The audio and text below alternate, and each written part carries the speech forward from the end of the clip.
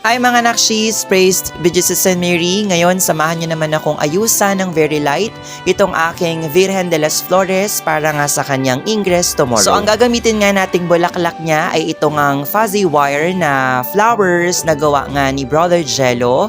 So, magagamit na po niya ngayon. As in, magagamit niya na ngayon mga nakshis. So, shoutout sa iyo Brother Jello.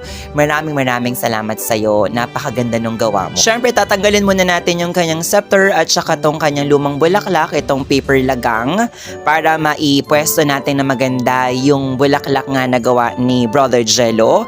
So kung nakikita nyo dyan, nailagay ko na siya ng maayos.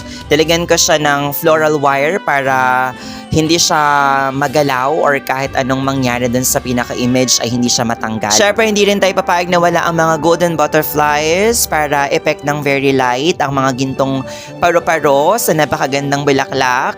And eto nga, papalatan din natin siya ng kanyang bagong hikaw. Nararamdaman ko, meron na namang magtatanong kung saan nabili yung hikaw. Nabili ko lang po yan sa Orange app, wala pang 200 pesos. So, isearch nyo lang po Swarovski earrings. Marami na pong lalabas doon, mamili na lang kayo. Sa part na to, binabalik ko na yung kanyang scepter, tapos konting retouch na lang ng mga pins, tapos nilagay ko na rin tong kanyang third class relic dyan sa kanyang cape para ma-venerate din ng iba na dadalaw sa kanya. So yun mga nakshis, thanks for watching. Bye!